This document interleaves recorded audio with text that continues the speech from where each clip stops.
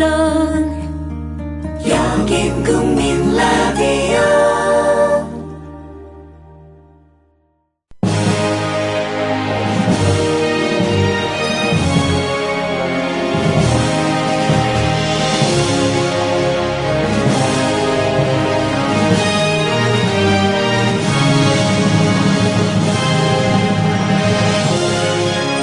박한용의 라디오 100년 전쟁.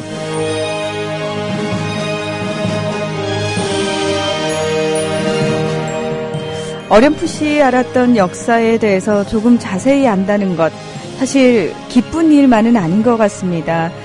우리의 가슴 아픈 역사 때문에 답답하기도 하고요. 내가 뭘 할 수 있을까? 때론 절망감에 휩싸이기도 합니다. 그럼에도 불구하고 우리가 이 시간을 그 가슴 아픔을 참고 견디는 이유는요, 다시는 반복하지 않기 위해서죠. 예. 다시는 우리 민족의 아픈 역사가 반복되지 않기를 누구보다 간절히 바라시는 분입니다. 민족문제연구소의 박한용 실장님, 오늘도 함께해 주셨습니다. 안녕하십니까? 네, 안녕하세요. 네. 지난 시간에 저희가요, 이게 참, 그냥 예전에요. 네. 후루룩 넘어갔던 문제들을 하나하나 지금 짚고 넘어가려니까, 실장님도 그러시지만 생각보다 시간이 지금 굉장히 많이 걸리고 있어요. 그쵸? 네, 지금 사실 진도로, 이른바 학교 같으면 진도를 빨리 나가야 되는데. 그렇죠. 진도 나가야 된다고 표현하죠. 그런데 그게 아니더라고요. 왜냐하면 구체적으로 알아야 되겠다. 왜냐하면 대충 알아가지고는 지금 이들이 구체적으로 역사 교과서를 왜곡하고 있지 않습니까? 네. 그러면서 특히 또 장면 정권은 아무것도 안 한 정권으로 하면서 5.16 쿠데타 정당화하는 정도인데, 4.19가 일어날 때 주로 우리가 아는 것은 그냥 일어났다. 근데 혼란이 있었다. 근데 5.16 쿠데타 일어났다. 그때 장면에 한 거 없다. 이렇게만 알고 있으면 안 된다는 거죠. 네. 그리고 실제로 이걸 쭉 하다 보면 마치 요즘 이명박 박근혜 정권 때 있었던 이야기 하는 듯이 느껴질 것이에요. 저는 재밌게 짧게 어떤 핫 이슈들, 무슨 이른바 이렇게 선정적인 내용들을 할 수도 있지만 그런 것보다는 기초가 탄탄해야 되는데, 기초가 모호하게 탄탄할 것이 아니라 구체적으로 탄탄해야 된다. 그래야만 앞으로 우리가 그들을 꺾을 수 있습니다. 이길 수 있습니다. 진실이라고 하는 것을 구체적으로 알아야지. 진실은 어렴풋하게 알면 안 돼요. 그래서 제가 좀 이렇게 제2공화국을 자세한 것을 이해해 주시고, 아마 전에 김기백 선생님인가요? 김기협 선생님. 이번에 해방일기라는 걸 했지 않습니까? 그래서 매일매일을 썼어요. 책을 낼 때. 그 이유도 그겁니다. 그 하루하루가 운명의 하루였어요. 예, 그러다 보니까 본인도 아마 그분도 불과 3년을 굉장히 일기시로 쓰다 보니까 몇 권이 나오고 있지 않습니까? 그런 부분에 우리 청취자분들도 좀 이해해 주시면 고맙겠습니다. 네. 저희가 어렴풋이 알았던 진실에 대해서 정말 제대로 알 수 있는 거의 유일한 시간이 아닐까 싶어요. 그래서 조금은 지루할 수도 있고요. 조금은 너무 답답해서 그냥 저희 다른 얘기하면 안 돼요 라는 마음이 드실 수도 있겠지만, 오늘 이 시간에도 저희가 전해드리는 이야기, 저희가 진짜 모두 다 함께 제대로 알고 넘어가는 귀한 진실들이기 때문에요. 좀 더 집중해 주시길 다시 한번 부탁의 말씀드리겠습니다.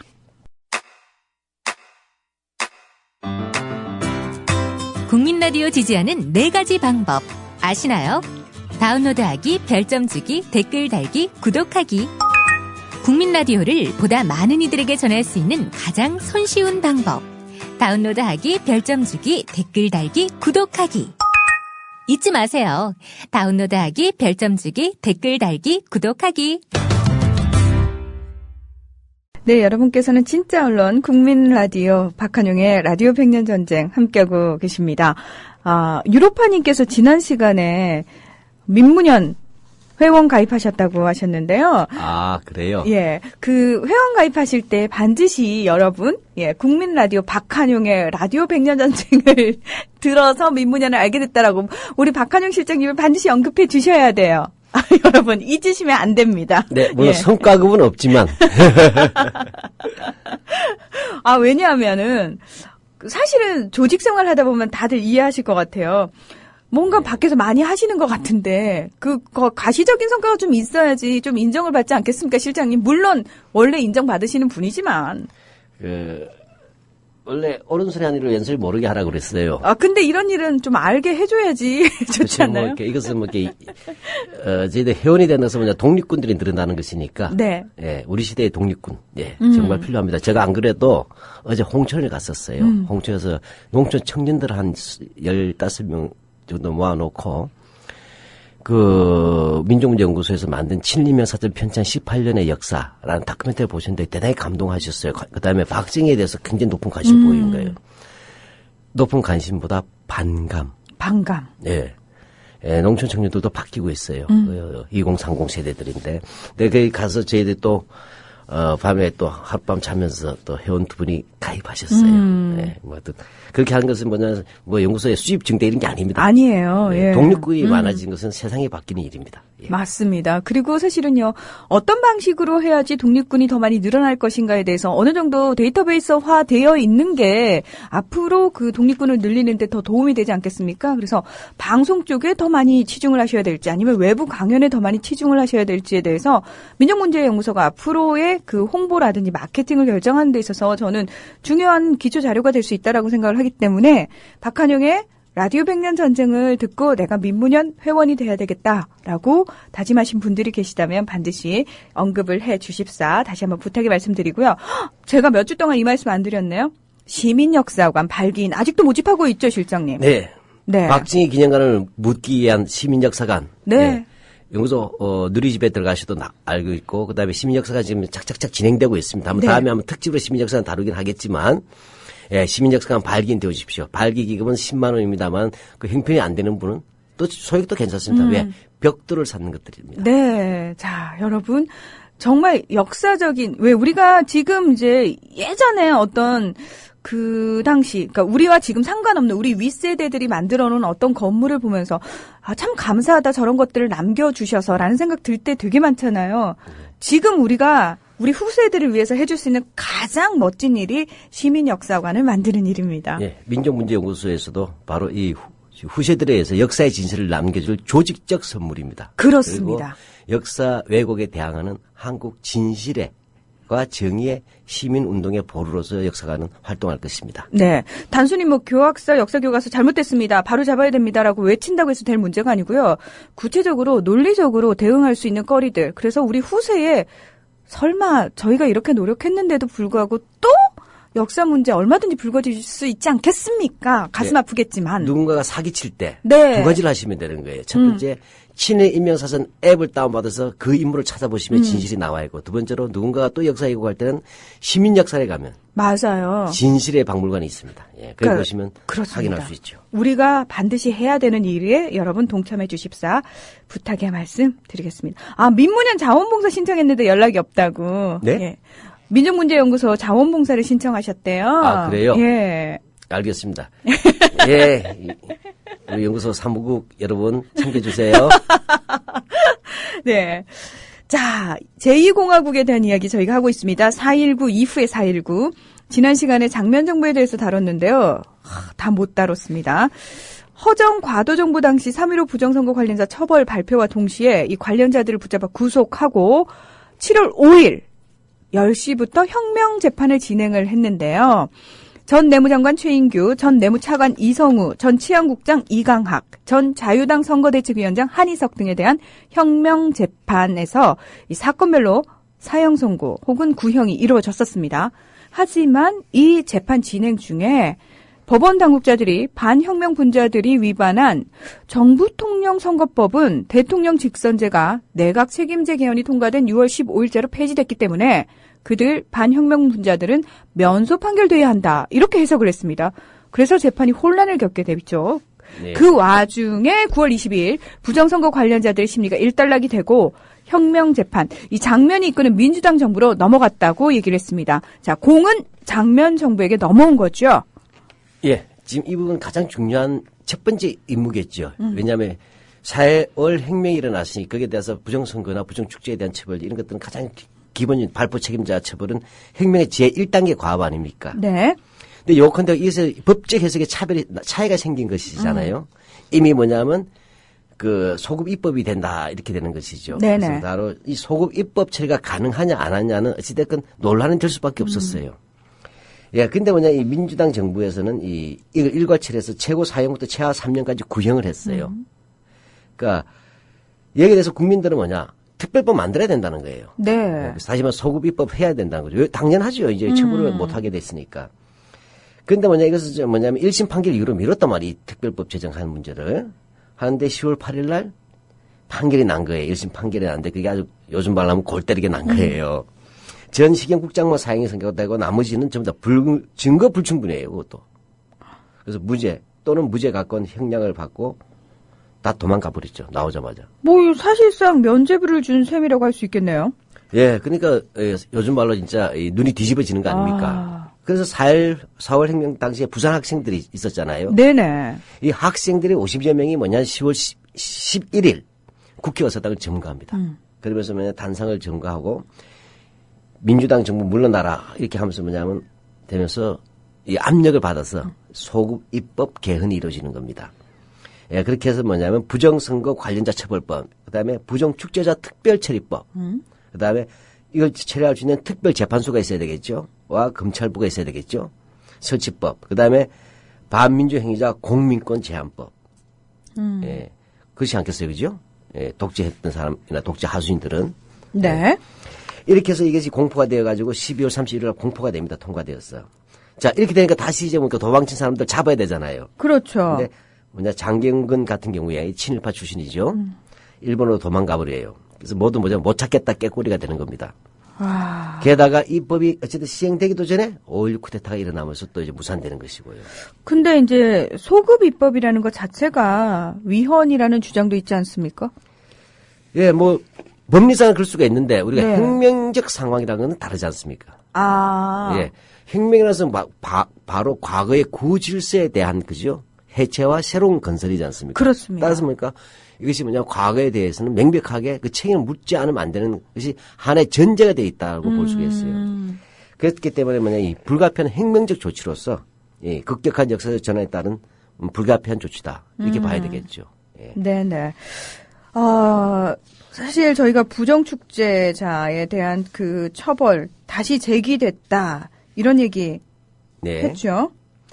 자, 부정축제 전에 한번 말씀드렸지만 일단 뭐냐면 그때 허정 과도 정부 때문에 한번 시작했지 않습니까? 네네. 그때 뭐냐면 그 벌과금하고 추징금이 이제 확정되었지 않습니까? 그래서 근데 뭐냐면 장면은 이런 부분 자체는 이제 자기가 환수하겠다. 결정된 거니까. 그렇지만 새로 또 부정축제자에 대한 특별 환수법 있지 않습니까? 소급법을 만드는 거. 이것은 유엔 헌정에 위반된다고 했어요. 그렇게 해서 자기는 탈세만 처리하겠다. 허정정부 때처럼 이렇게 나가는 거죠. 아니 근데요 지금 좀 이해할 수가 없는 게 민주당이 아무리 그 선명성이 없는 야당이라 할지라도 그래도 야당이고요. 예. 왜 이렇게까지 소극적이어야 했나라는 생각이 들거든요. 이게 우리 그때 7월 29일 총선이 있었지 않습니까? 네. 총선 때 돈을 받았단 말이에요. 누구한테요? 기업이죠. 기업. 예, 뭐 불가피한 한국의 그 아주 사실 우리나라는 이제 이 선거 모금법이 대단히 제약이 많잖아요. 많은 이유는 다시 말하면 관권 선거나 집권당이 유리하게 만들어지는 것입니다. 그렇죠? 돈을 네. 움직일 수 있는 지하 자금을. 근데 어쨌든 총선 자금을 받았던 사실들하고 또 하나가 경제가 위축된다. 우리 늘 듣는 이야기죠. 이 두 가지를 가지고 한 것이죠. 그래도 분명히요. 이 당시 상황을 좀 생각하면 민주화에 대한 열기가 굉장히 높을 때였기 때문에 네. 좀 처리해야 된다. 좀 강경한 입장도 있을 거 아닙니까? 그렇죠. 4월 혁명의 가장 중요한 요구 중에 하나가 바로 부정축제였다고 이야기한 것은 정경유착 아니겠습니까? 네네. 또 관료들하고 그죠? 그렇죠. 기업의 유착. 한마디 하면 이번 기회에 부패한 관료 자본주의를 청산해야 된다.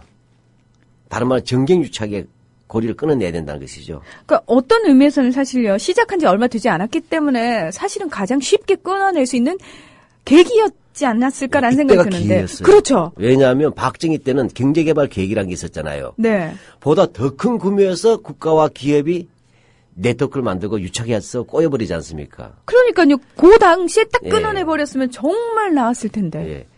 그런 속에서 뭐냐면 이제 어찌됐건 그래도 이제 부정축제자 처리법이 특별법이 통과됐단 말이에요. 소급입법으로서. 네. 하니까 바로 반발이 터져 나온 거예요.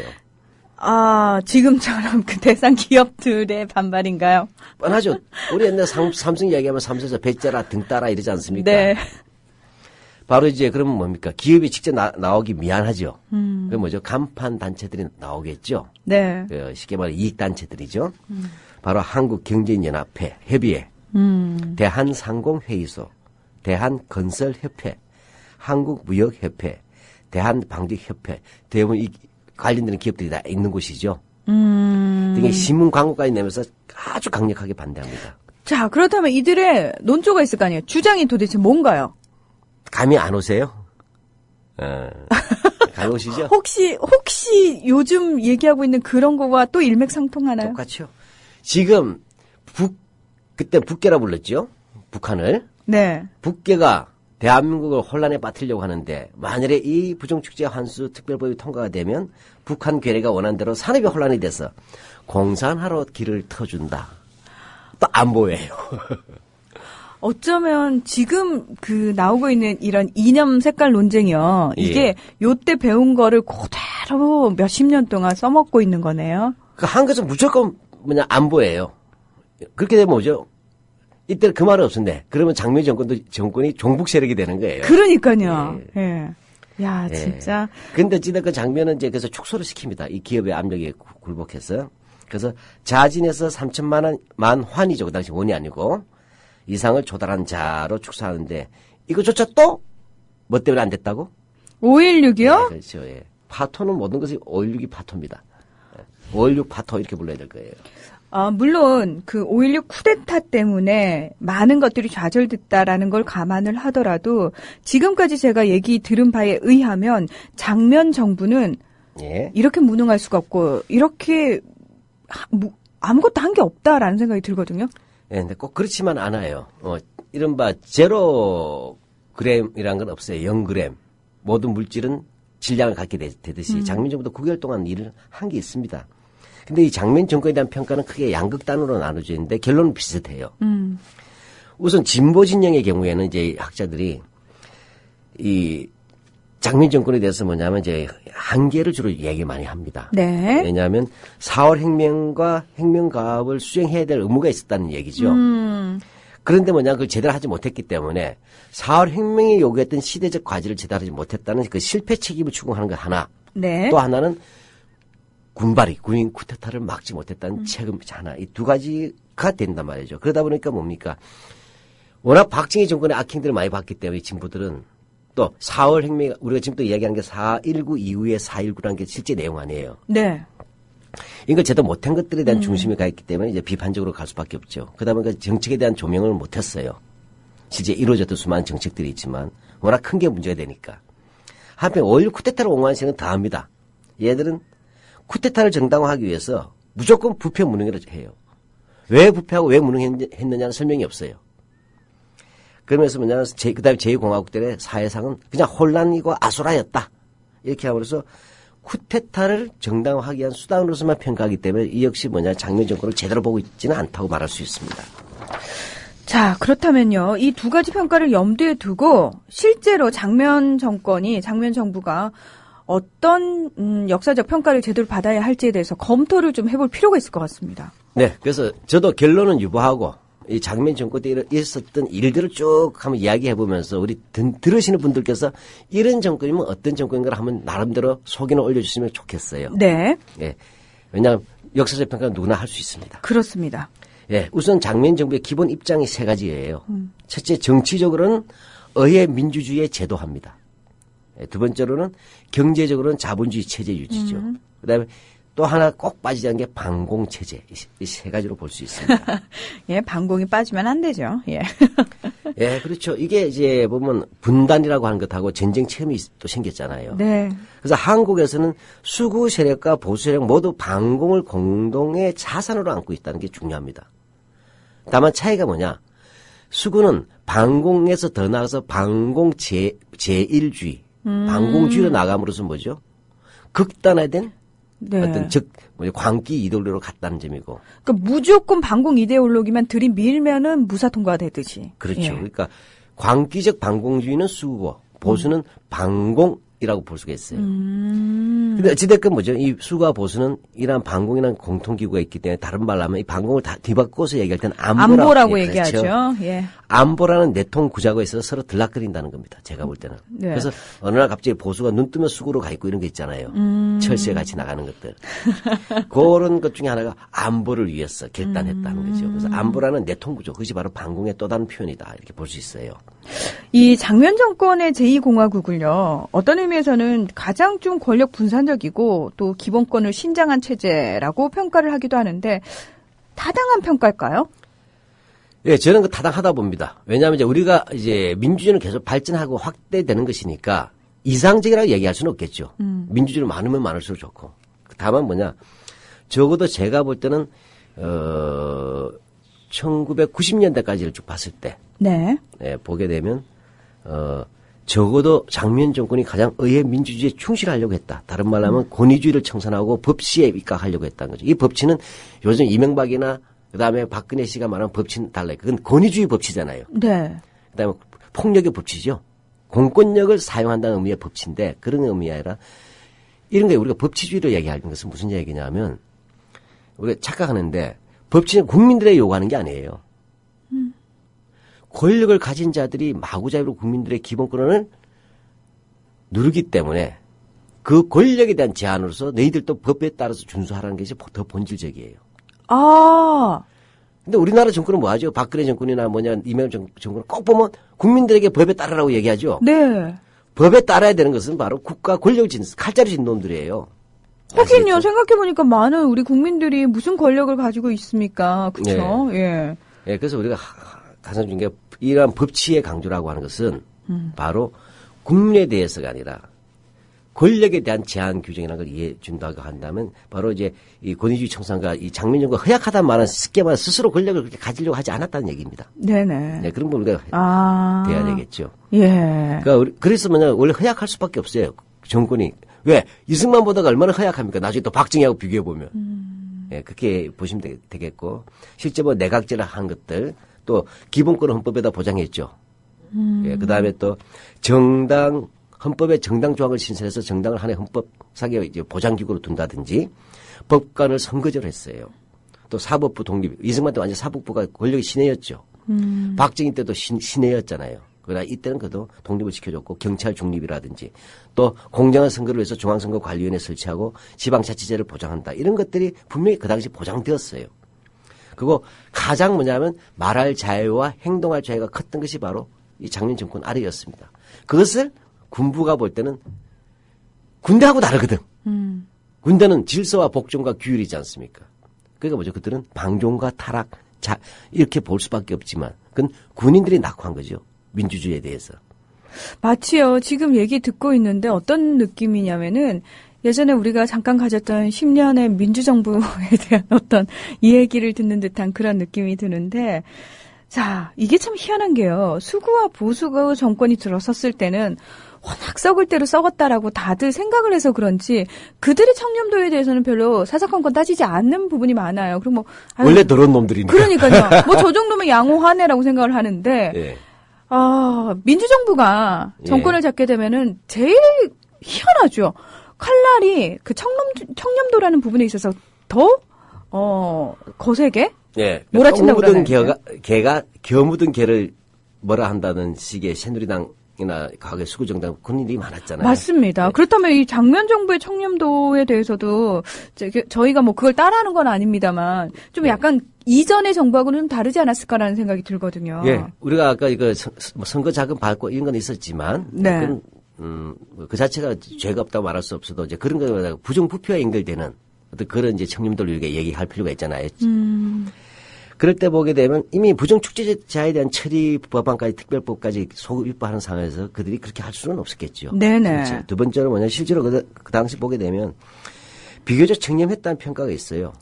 왜냐하면 그 5.16 쿠데타가 일어났을 때 이 군사 정부가 이 제2공화국 장명 정권의 어떤 부정부패를 얘기할 때 모 장관, 아무개 장관이 냉장고 한 대를 가지고 있었다. 받았다 이거죠. 이게 부정부패의 상징이다. 그러니까 냉장고를 니들은 받았어. 이게 가장 심한 부패였어요. 야. 군부가 공격할 때. 계속 그걸 가지고 공격합니다. 냉장고 받았잖아. 그러니까 오죽 지적할 게 없으면 냉장고 한 대 받은 거 가지고 주구장창. 예. 적어도 그러니까 뭐 우리가 무능하다는 얘기도 나오긴 했지만 사실은 부패도에 있어서는 그렇게 우리가 얘기하기 어려운 부분이 있을 것이다 하는 것이죠. 네. 이 또 4월 혁명의 배경으로 경제 파탄과 실업을 얘기하지 않았습니까? 장면 정권도 이 경제 정책을 마련하지 않은 건 아니겠죠? 그렇죠. 예. 장면 정권이야말로 경제 제일주의를 내건 정부의 최초로. 아예 슬로건이 경제 제일주의의 정책에. 아. 그리고 실제 이 장면 정부가 11월 달에 정무원 사무처를 통해서 국민 여론들을 조사했어요. 현재 가장 시급한 정책의 문제가 뭐냐 했을 때 70%가 경제 문제라고 얘기했어요. 자, 지금도 참. 근데 그 당시 이제 보면 알겠지만. 네. 그래서 이들이 뭐냐면 이미 그래서 작년 정권은 7월 29일 총선할 때 그 공약이 있어요. 그런데 이 공약이 뭐냐면 특혜와 독점을 배제하겠다. 다시요. 특혜와 독점에서 대기업에 대한 규제잖아요. 그죠? 네. 네. 근데 농어촌을 부흥하겠다. 대기업을 규제한다 해서 다른 말 중소기업 육성 얘기했죠. 네. 네. 그래서 중소기업 육성을 위한 종합대책. 그다음에 왜 우리 그 은행의 문턱은 높다 들어보셨죠? 금융의 대중화. 쉽게 말하면 서민들이 대출 쉽게 받을 수 있고 그죠? 이렇게 될 수 있고. 그다음에 국민 세금의 경감 이걸 내세웁니다. 거의 대부분이 사실은 이 공약은 우리가 흔히 뻥튀기 이런 게 있잖아요. 근데 비교적 뭐냐 이 공약은 정책화됩니다. 그런 점에서 아무것도 아닌 공약하고는 좀 다르다는 거죠. 요즘 아무개는 공약이 그냥 빌공짜로 네. 가지만 뭐 안 지켜도 되는. 네. 그래서 근데 사실은 민주당 정권의 경제 정책은 이제 워낙 짧았고 또 박정희의 경제개발 계획이 있다 보니까 별로 연구가 안 됐어요. 그러다가 이제 98년도쯤에 유광호란 분이 이제 그걸 시작하고 또 김기순 교수 이런 분들이 연구를 했어요. 그래서 이런 분들의 결론은 장면 정권계의 경제 정책은 분명히 이승만 정권의 경제 정책의 문제점을 극복하는 새로운 대안적인 것이라고 평가를 합니다. 그리고 그것이 뭐냐면 이게 뭐 안타깝다 해야 될지 불행하다 할 수는 없죠. 뭐 어쨌든 5.16 군사 쿠데타 정권의 경제 정책 수립의 토대가 되었다는 것이죠. 네. 카피를 했다는 것이죠. 어떤 부분인지 좀 구체적으로 얘기를 해볼까요? 예, 그렇죠. 이 1961년도 초에 경제발전위원회에 의해서 5개년 경제계획이 고안됩니다. 그러니까 경제개발 5개년 계획이 이제 이때 고안이 돼서 이제 알려지게 됩니다. 예, 그렇게 되는데, 이 보게 되면 이것이 훗날 이제 5.16 군부의 5개년 계획의 근간이 됩니다. 근데 예를 들자면 이런 것들이에요. 이 1960년에는 아예 뉴딜 행의 공공사업을 입안해서 61년 2월달에 세부 사항이 알려졌는데, 네. 그러니까 뉴딜 아시죠? 네네. 그 경제대공황 시절에. 예. 이른바 어렵게 얘기하면 유효수요 창출하는 과정이에요. 맞습니다. 유효수요. 예. 이때 총인원, 지금 실업이 심각한 문제 아니에요. 네. 그러니까 공공사업에 4,500만 명을 동원해가지고 한다. 그리고 자금이 필요하죠. 3천만 달러로 관계, 조림, 그러니까 나무 심는 거죠. 도로, 도시 건설, 댐 건설 이런 것들을 하려고 했던 것이죠. 경제학자 케인스가 얘기한 그 유효 수요를 창출시켜서 계속해서 돈이 돌게 만드는 거죠. 예. 그렇죠. 이제 조금만 더 설명하자면 이왕 나온 김에 네. 니들이 뭐 다 아시겠지만 항상 자본주의는 고민이 있어요. 이 보면 실업이 나올 수밖에 없어요. 그렇죠. 예. 그러니까 실업이 있고 이른바 좋게 얘기하면 실업을 길게 얘기하면 실업자를 5글자로 말하면 산업 예비군이에요. 그러니까 듣기 좋지만 다 굶는 거예요. 이런 것들이 있는데 기업은 그걸 안 하고 있잖아요. 네. 기업은 뭐냐면 고용을 실현하지 않고 있으니까 루즈벨트는 이게 나간 화해주로 공산주의로 넘어가겠다고 위기를 느낀 거 아닙니까? 게다가 이제 공황이 일어나고 이 공황을 타개해야 되는데 공황 때문에 실업자 늘어나는데 실업자가 계속 늘어나면 뭐죠? 사회 위기가 오죠. 그렇죠. 체제가 무너질 수 있다. 특히 사회주의 세력이 공산주의 세력이 커지고 있었단 말이죠. 그러니까 어떻게 해요? 국가가 나서는 거죠. 국가가 나서가지고 어떻게 합니까?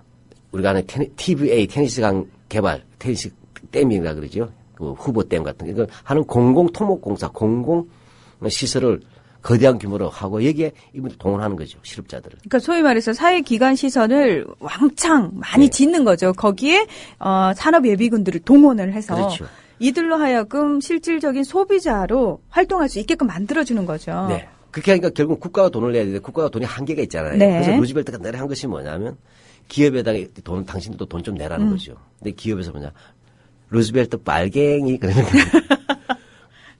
기업이 왜 자선사업 하냐, 이런 생각이죠. 그래서 루즈벨트의 이 뭐냐면 그래서 케인즈가 이제 연구소 가방 들고 날아와서 이제 해준 거 아니에요. 네. 이 정책에 대해서는 공산주의 정책으로 그 당시 봤어요.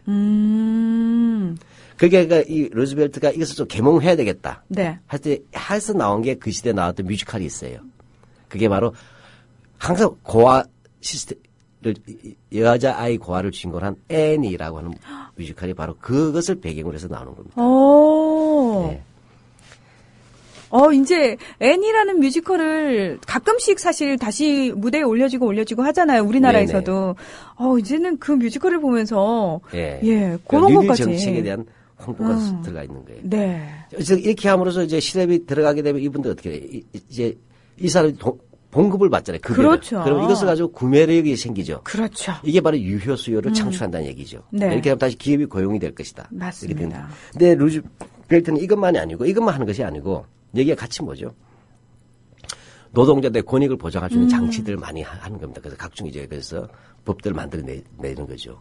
근데요, 참, 대단한 게요. 단순히, 그래, 너네들한테 우리가 돈을 줄게, 굶고 있으니까, 그 차원이 아니라, 시혜를 베푸는 차원이 아니라요.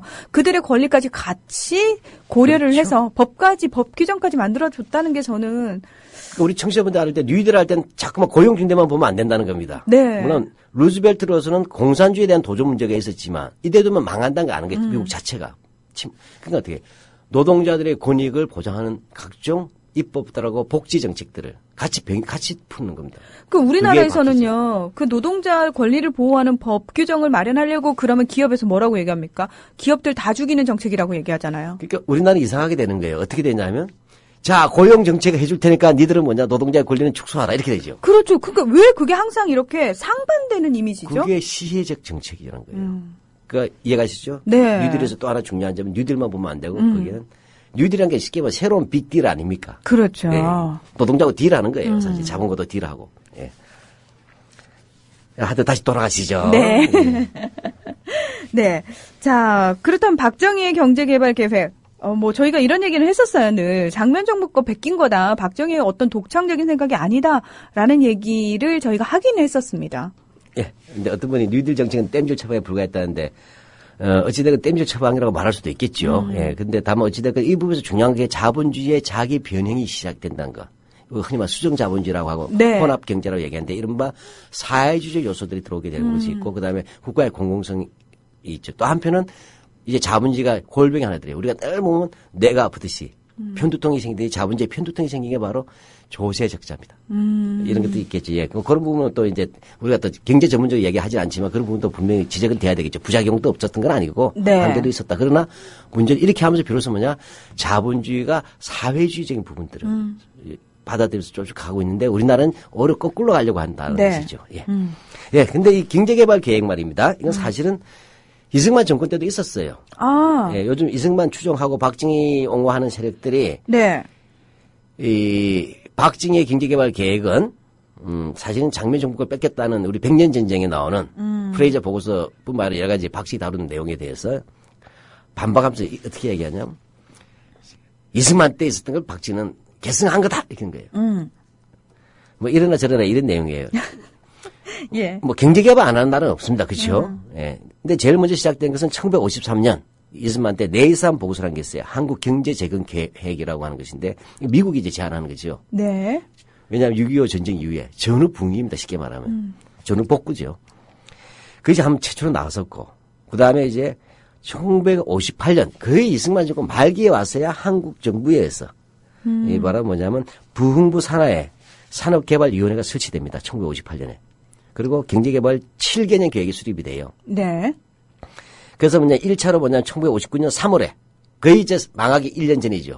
망하기 1년 전에 그 7개년 계획의 1차 1기 사업으로서 경제개발 3개년 계획해서 1960년부터 62년을 이제 잡았어요. 근데 이승만이 경제계획이란 게 뭐냐? 이거 계획경제 아니냐? 이거 빨갱이가 아니냐? 사회주의가 아니냐? 해서 굉장히 이걸 뭐 탐탁지 않게 생각했어요. 그래가지고 뭐냐면 바로 통과가 안 돼서 겨우 4월 15일 정도에 국무회의를 통과했는데 4.19로 중단된 것이죠. 예. 그 뭐 장면 정부 자체도 이제 이런 것들은 어느 정도 다 전사로서는 받아들였죠. 네. 그러나 이제 차이가 뭐냐 하는 것들이 이제 중요하겠죠. 네. 이 미완의 경제개발 5개년 계획이지만 좀 구체적으로 설명을 해 주셨으면 좋겠어요. 예. 이 계획 자체는 입안은 1961년 4월 말에 완성됩니다. 근데 내용만 이제 간단하게 이제 워낙 또 이렇게 방대한 계획서가 이제 있으니까 한마디로 하면 국민들의 균등한 경제생활. 그러니까 쉽게 빈부격차를 없애자는 거죠. 네. 그러니까 소득을 향상시킨다. 또 그다음에 구체적이지 않지만 공산주의와는 다른 자유주의 시장 경제라고 하지만 혼합 경제를 지향한다 그랬어요. 다시 말하자면 사회 민주주의적 요소라든지 이런 것도 좀 받아들이겠다는 것이죠. 그러니까 순수한 자유주의 시장 경제는 아니라는 얘기입니다. 네. 이 이 민주당 정부가 보수적이지만 오히려 그런 부분에서 아마 이미 한국형 뉴딜이라는 말 자체가 그렇지 않습니까? 그죠? 그 다음에 에너지 또는 기초산업시설 또 농업 생산력, 유휴 자원 이용, 국토개발 아시죠? 네. 이런 것들이 전부 다 포함이 되어 있었어요. 아주 방대한 계획이죠. 전 분야에 걸쳐서. 그래서 이것이 뭐냐면 이 61년 5월 달에 다시 이제 장명 국무총리가 보고가 되면서 이제 시행하려고 했습니다. 이때 계획을 잡을 때 우리가 경제 성장률이라는 게 있지 않습니까? 그렇죠. 그러니까 1959년을 기준연도로 잡았을 때 1966년까지 8년간 연평균 경제 성장률을 5.6%로 잡았어요. 네, 이게 근데 사실 재밌게 돼요. 박정희 정권이 이제 훈다 이걸 봤잖아요. 네. 우리는 뭐냐?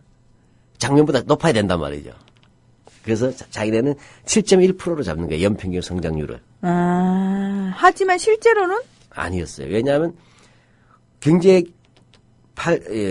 실제 경제 계획 해당 연도들 있잖아요. 네. 평균으로 하면 5.4%예요. 아. 그러니까 작년보다 낮아요. 근데 뒤를 더 높이 잡은 거예요. 이제 경제개발 이후에 이렇게 네네. 올라간다. 이렇게 해서 전체를 부풀린 거죠. 자, 이렇게 시행된 계획들 가운데 국토건설 사업이 있는 거죠. 예, 왜 이제 국토건설대라는 그 걸 시행됐죠. 조직을 하게 되고요. 예. 이 국토건설대는 쉽게 말하면 이제 장민 정부의 야심작이었어요. 예. 그렇게 해서 뭐냐면 일단은 국토에 이제 실업자 문제가 있지 않습니까? 네. 실업자 문제하고 쉽게 말하면 국토 복구와 건설 이것을 같이 결합시킨 거죠.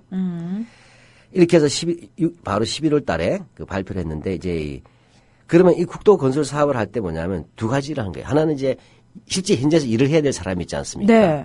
그다음에 여기서 감독 지휘해야 될 사람이 있잖아요. 일반 실업자하고 또 하나가 지금 우골탑 소뼈로 쌓아올린 대학의 대학 실업자, 고등 실업자가 많았단 말이에요. 이 두 계층을 결합시키는 겁니다. 우골탑이라고 하면 그 소위 말해서 소파라서 대학을 공부시킨. 그렇죠. 네. 아, 근데 예. 나와보니 실업이네. 아이고, 예. 예, 아직도 있죠, 우리나라. 예.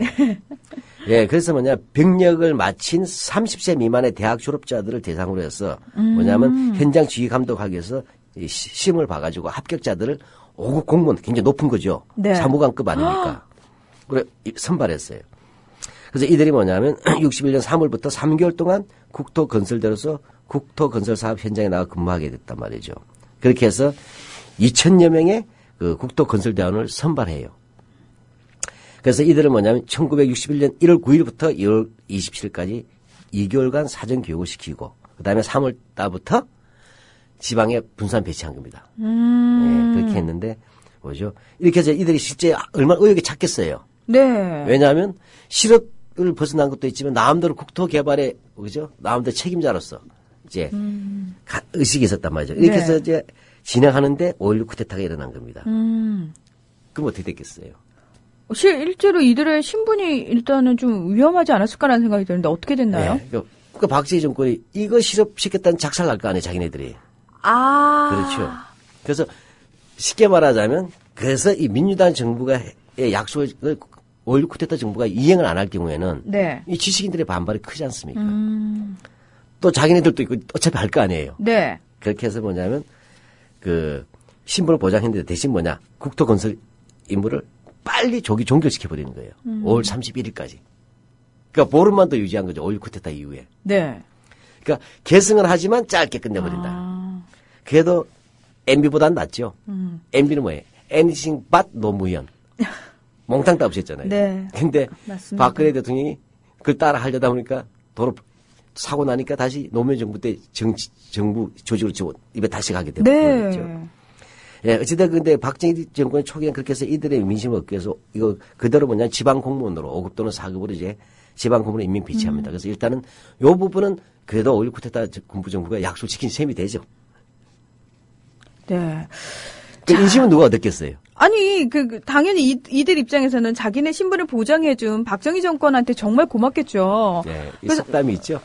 재주는 곰이 피우고 돈은 누가 갖는다는 그런 식이 됐는데. 민족 차별 용어라서 누구라는 것을 밝히지 않겠습니다. 네. 예, 근데 이게 뭐냐, 아까 우리가 뉴딜 할 때도 이 말이 있었지 않습니까? 이 뉴딜 정책이라는 게 공공근로의 실업 구제지만 이게 플러스 노동자들이나 실업자에 대한 사회보장제도라는 부분을 또 보완시켜냈지 않습니까? 네. 근데 이 국토건설사업의 실제 책임자 누군지 아세요? 누구인가요? 장준하 선생이에요. 장준하 선생님이요? 예, 민주당 정권에 가까웠죠. 아. 그래서 이 장준하 선생에 따르자면, 회고에 따르면 이것은 단순한 실업자 구제 작업이 아니었고 실업자 구제와 국토 개발에다가 4월 혁명의 이념을 구현할 민주국가 건설의 중추 세력을 양성한다는 인재 개발 프로그램을 결합시킨 거랍니다. 그래서 원래 장준하 선생의 구상은 아까에서 5.16과 비교해 보시면 돼요. 즉 이 사람들이 단순히 뭐냐 현장 공사장 감독이 아닌 거예요. 네. 한국의 대학을 나온 엘리트들이 그 당시 대학생이면 엘리트지요. 민주시민의 중추 세력으로 양성하겠다는 거예요. 예. 그래서 뭐냐면 처음에 6개월 동안 농촌에서 일하게 하는 거예요. 마치 중국으로 치면 하방이지. 네, 하방. 예, 예. 문화대혁명 생각나네요. 네. 6개월 동안 실제 농촌 생활을 통해서 실생활을 익히고 그것이 되면 중앙관서에 기용합니다. 그러면 중앙부서에 있으면서 전체적인 행정 시스템을 배우지 않습니까? 네. 그 다음에는 1년 동안 전국 순회를 시키려고 한 거예요. 순회를 시키면서 건설 사업을 하고, 그다음에 중앙에 있으면 지방을 모르죠. 그러니까 네. 순회를 하면서 지방 실정을 파악하고, 이렇게 해서 먼저 3년 동안 키우는 프로그램이에요. 그래서 3년 후에는 군수들을 교체한다는 겁니다. 이 사람들로. 아주 야심찬 계획이죠. 정말 말 그대로 하나의 거대한 프로젝트 같은 느낌이 드는데. 그러니까 장준하 선생은 민족주의자지만 또 민주주의자라는 거죠. 네. 그래서 쉽게 말하면 4월 혁명의 에너지에 나온 대학생들이 있었잖아요. 이런 에너지들을 이 민주당 아래서 장준하 선생은 민주시민의 중추시를 키우고, 근데 이 민주시민은 뭐죠? 그냥 정치적으로 민주주의만 아는 것이 아니라 실제 행정과 다양한 것을 알아야 된다. 다시 말해 관료사회를 민주적으로 바뀌는 인적 풀을 만들려고 한 거죠. 근데 이런 보통 거대한 프로젝트에는 사실 굉장한 재원이 필요하지 않습니까? 그렇죠. 예, 이 재원 마련은 어떻게 하려고 했을까요? 그래서 얘기해보니까 돈이 문제라고 하지 않습니까? 예. 예. 예, 그렇게 됐는데 그 당시 그럼 자, 봅시다. 박정희 군부 세력이 나중에 박정희가 이제 국가와 혁명과 나라라는 책을 썼을 때 내가 쿠데타를 하고 보니 자기는 군사 혁명이라고 얘기했죠. 하고 보니 우리나라 재정 문제는 마치 텅 비어 있었다. 국고가 텅 비어 있어서 마치 도둑놈 및 가내간 빈 금고와 같다고 얘기했어요. 그래서 마치 뭐냐면 장면 정권 때 그런 것 같이 얘기된다 말이지 않습니까? 지금 잘 보면 우리가 국도 개발 때 같은 것도 사실 장면 정권은 3개년을 생각한 거 아니에요. 네. 그런데 박쥐는 그걸 불과 쿠데타 일으킨 지 보름 만에 다 없애버린 거잖아요. 근데 공무원 시키는 것은 그냥 특채잖아요. 그죠? 특혜만 준 거예요. 그렇죠? 그러면서도 정작 뭐냐? 과실 따먹은 거잖아요. 네. 근데 보자는 거예요. 실제 자유당 정권 때 문제가 난 거예요. 재정이. 한마디로 하면 그 당시 그 장면 정권이 집권했던 당시에 이 국고 채무가 2,700억 환이에요. 국고의 빚이 2,700억 환. 아이고, 억장 무너지고 환장하겠네. 이런 뜻이네. 예. 그 다음에 우리 흔히 이제 정부 출자 기관들 있지 않습니까? 이 정부 출자 기관들이 빚이 많은데 그 빚이 바로 413억 환이에요. 자, 그 다음에 우리가 이제 우리 국제 수지, 무역 수지 같은 게 있지 않습니까? 네. 보면 수입이 2억 8천 불이에요. 2억 8천 달러죠. 근데 수출은 1,900달러예요. 차이가 너무 많은데요? 그러니까 2억 8천 대 1,900. 네. 예. 한마디로 하면 2억 6천만 불이 적자. 이게 이승만 정권 때 경제예요. 예. 이 엄청난 욕조를 버틸 재간이 없지 않습니까? 네. 그러니까 미국의 원조에 의존한 게 이승만 정권입니다. 근데 원조도 이제 점차 줄어지고 있는 거예요. 줄어들고 있는 상황이에요. 그러니까 한마디로 하면 이런 속에서 미국에 대한 종속성이 심화된다는 얘기는 바로 그런 거죠. 그러니까 장면 정권은 어떻게 해요? 어떻게 하든 간에 돈을 마련해야 되겠죠. 네. 그래서 우리가 전에 보면 알겠지만 바로 그래서 국방비를 절감할 수밖에 없는 거예요. 왜? 우리가 이른바 한국전쟁 이후에 군대가 비대화되고 국방비가 증액됐잖아요. 그래서 이 국세, 세금의 대부분을 국방비가 압도적 다수를 차지하고 있었어요. 네. 그러니까 국방비를 절감하고 그다음 뭐죠? 사람 군인이 많이 늘어나 있잖아요. 그러니까 뭐예요?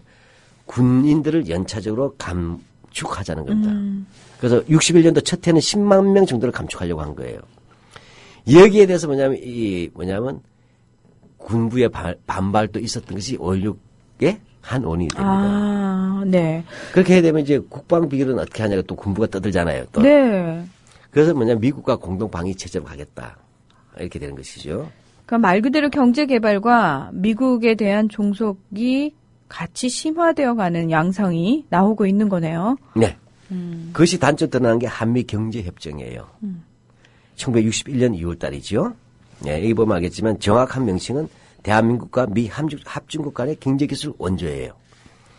원조 협정이죠. 그 경제기술 원조 협정인데 쉽게 말하면 이런 것들은 뭐죠? 이미 이승만 때 한미 상호 방위 조약이 있었지 않습니까? 네네. 그다음에 상호 방위 원조 협정이라는 게 있었어요. 그다음에 이런 것들을 다시 한번 재확인하고, 그러니까 군사와 경제 같이 가는 겁니다. 하면서 그다음에 경제 기술에 대해서도 미국이 원조를 제공한다 이렇게 되는 겁니다. 그렇게 하는데 뭐 이렇게 된 거죠. 이렇게 하면서 뭐냐면 이것이 되니까 이제 한마디로 얘기하면 뭐죠? 경제 군사적 종속이라는 부분까지 같이 가게 되는 것이죠. 네. 미국의 종속이 이렇게 강화된다는 측면에서 사실 그 당시에 마냥 찬성하는 사람들만 있었을 것 같지는 않거든요. 실제 반대 사람들이 많았어요. 적지 않았어요. 그래서 강력하게 나온 게 바로 이른바 한미 경제협정 반대 투쟁이 됩니다. 그래서 1961년 2월 8일 한미 경제기술 원조협정, 아까 우리가 한미 경제협정이라고 부른 거지. 네. 예. 뭐냐면 체결되었는데 이것은 바로 대미 예속성을 강화시키는 불평등 조약이다. 예, 이렇게 해서 뭐냐면 쉽게 말하면 미국에서 도입하는 물자들 이제 자동차 같은 거. 미국의 원조사가 관련된 모든 자동차 등의 미국 제품에 대해서 한국 정부는 내국세나 관세를 면제할 의무가 있어요. 그런 것들이 있었단 말이에요. 그렇게 되니까 이제 반대합니다. 그래서 뭐냐면 일단 신민당이라고 있었어요. 이게 바로 민주당 구파 아시죠? 네. 윤보선이나 김도연 이들이 이제 집 나갔잖아요. 집 나가서 만든 게 신민당이에요. 신민당에서 뭐냐? 반미 슬로건이 나왔어요. 남한을 지배하겠다는 미국의 책략 가운데 일부라고 규탄합니다. 이 민주당 구파는 굉장히 보수적인 사람인데 사회당에서도 이 협정을 반역적이고 모욕적인 거라고 성토했어요. 학생들이 제일 심했겠죠. 또 핵심 이제 진보계 개통하고. 그래서 뭐냐 이것은 학생들의 경우는 경제적 예속화와 내정 간섭이 이루어진다. 군사까지 결합되면. 그다음에 취해복권이죠 아까 하고 남용이 된다. 예. 그다음에 세금 포탈로 재정 주권을 침해하고 원조 물자를 일방적으로 만에 할 경우에 우리 꼼짝 못하지 않습니까? 즉 원조 주다가 안 주면 우리 꼼짝 못하죠. 이런 것을 통해서 뭐냐 정치적 신여화를 강압할 수 있다 해서 편파지고 불평등한 조약이다 이렇게 해가지고 3주 동안 집회하고 항의 시위가 일어나요. 그래서 학생들이 미국 대사관까지 찾아갑니다. 그 앞에서 이제 처리를 요구하고 또 시민들은 장면 정부 타도까지 나왔어요. 그러면서 시가 행진도 벌입니다. 근데 실제로 반대는 많았지만 실제 이런 대중투쟁의 경우에는 야당은 빠져버리죠. 그렇게 되니까 주로 혁신정당이죠. 또는 학생들이 주로 이루어졌단 말이죠. 그리고 아직까지 뭡니까? 이 국민들은 뭐예요? 6.25 때 고마운 날. 또 하나가 있어요. 이승만 물러날 때 약간 역할을 미국 해줬다. 우리 장민정권이 미국은 절대로 이렇게 꾸민 바 없다 얘기했었잖아요. 네. 어쨌든 4.19 당시에는 어쨌든 미국이 결국 이승만 제거하는데 동의한 거잖아요. 이 두 개가 겹치면서 큰 호응을 받지 못했던 것이죠. 근데 이 미국에 관련해서는요, 아직까지도 그때 그 기조가 그대로 좀 유지가 되는 경향이 있는 것 같아요. 많은 국민들의 정서 밑바닥에는. 도대체 우리에게 미국은 뭘까? 인연이라고 해야 되나? 악연이라고 해야 되나? 끊을 수 없는 관계예요. 어찌됐건 저는 참, 예. 한미 관계는 불가피하다고 하지만 장면 정권은 역시 뭐냐면 외교 정치는 오히려 이승만은 독재를 하다 보니까 미국하고 부딪히잖아요. 네. 이승만은 반미 자주투쟁의 원조라고 말할 수는 없지만 나의 독재와 종신 집권에서 미국이 반대하는 것에 대해서는 열받잖아요. 그렇죠. 박정희도 그랬잖아요. 네. 박쥐도 한때는 뭡니까? 영어 못 쓰게 했어요. 영어 간판 못 쓰게 하고 외래어 사용 못 하겠죠. 그래서 가수들 이름도 다 한글로 바꾸라고. 바니걸스가 토끼소녀로 바뀌고 그랬지 예. 않습니까? 그 피버스가 열기들로 바뀌고. 예. 예. 그다음에 뭐죠? 그 우리나라 재즈 기타. 네. 신중현 씨. 신중현과 뮤직 파워인가 그랬죠? 근데 이게 신중현과 엽전들. 이 엽전들아. 뭐 이상하게 좀 이야기 빗나갔습니다만 이승만이나 박정희는 구조적으로는 친미예요. 또는 미국 종속이고. 네. 그러나 개인적으로 자기의 독재 유지에 있어서는 미국과 충돌할 때는 그건 자기 목숨의 문제니까. 네네. 따라서 민족주의와 다르죠. 사상적인 민족주의하고 제 별개입니다. 그런데 네. 장면 정권은 미국의 어쨌든 경제 원조를 받아서 방위비를 받으려고 했으니까 이런 속에서 뭐냐면 전통적인 친미 정책이 강화됐다 말할 수는 있습니다. 네. 일본하고는 관계 개선을 추구했다고 하던데 어떤가요? 미국에 계속 한미일 삼각 방위 동맹 맺으려고 하는 거 아니에요. 네. 그래서 사실 미국은 계속적으로 뭡니까? 이승만 때부터 미국 일본하고 손잡아라고 뽀뽀해 이렇게 된 거잖아요. 정말 너무 싫어요. 예. 근데 이승만은 뭐냐면 자기 자신의 독재 허약성하고 독특한 반일 내셔널리즘이라고 부르는데 일본 사람들은 반일주의를 정권 유지에 이용하는 방식에서 반일주의가 나섰고 또 일본이 워낙 또 고압적이었죠. 고압적이고 하니까 진행이 안 됐습니다. 또 한국인들의 반감이 컸죠. 네.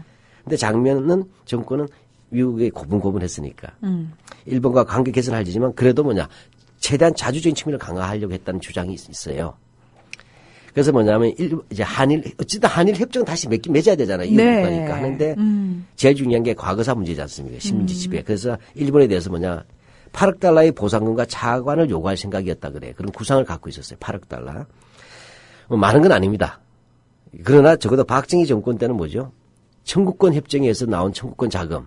일본은 경제협력 기금이라고 하고 그러나 독립초과금이라 불렀던 것. 무상 3억 달러, 유상 2억 달러지 않습니까? 장면 정부는 8억 달러의 보상금과 차관을 요구할 생각이었다고 하니까 금액이 차이가 3억 달러가 나네요. 예. 게다가 무상 8억 달러였을 거예요. 그죠? 그때 박정희 때보단 그래도 난 거죠. 네. 왜 김대중 노무현 정부 때 과거사 청산이라는 게 있었잖아요. 그렇다면 장면 정부 때는 없었을까요? 그 왜 이승만 정권이 저지른 악행 희생자들에 대해서 이 부분에 대한 정책은 그렇죠. 어땠는지. 예. 우리가 이승만 4.19 또는 4월 혁명은 부정선거의 이승만 정권 당시의 모든 악행에 대한 거부고 책임을 그렇죠. 추구하고 예. 새롭게 만들어내는 것이잖아요. 그때 우리가 인적인 문제 한번 볼까요? 우리 민간인 학살 문제 많았죠 이승만 때. 네. 예, 그래서 우리가 거창 민간인 학살 사건이 있었잖아요. 제가 양민 학살이라는 말을 그 당시엔 썼지만 지금은 양민이라고 쓰지 않고 민간이라고 씁니다. 민간인. 예, 착한 사람은 죽여서 안 된다면 나쁜 사람은 막 죽여도 된다. 법 이렇게 되면 안 되죠. 그래서 이게 다시 한번 물밑에서 다시 터지는 거예요. 왜? 그 유가족들 빨갱이로 몰려 있는 상황이고 그렇죠. 이승만의 극단적인 반공주의 정책 때문에 말을 못 하고 있었잖아요. 근데 이것이 다시 유족들이 들고 나서는 거예요. 그렇게 하다가 다시 이제 국회에서 진상 조사를 하기 위해서 특별위원회를 구성합니다. 그래서 1개월 동안 조사를 했는데 바로 6.25 전쟁 전후에 민간인 학살에 대해서 조사하는 겁니다. 그랬더니 거창, 거제, 함양, 동래, 울산, 충무, 구포, 마산, 산청, 대구, 문경, 순창, 제주 등지에서 1개월만 했는데도 8,522명의 민간인이 군경에 의해서 학살되었음이 밝혀졌다. 물론 훨씬 더 많은 숫자지만 일단 1개월 정도 조사했을 때만 해도 이렇게 이 정도. 그러니까 한 달 조사했는데 이 정도 양이 나온 거죠. 예. 예. 그런데 5.16으로 중단이 된 거죠. 예. 예. 근데 중단 정도가 아니에요. 이때 거창 민간 학살이라든지 민간 학살 유족들 있지 않습니까? 네.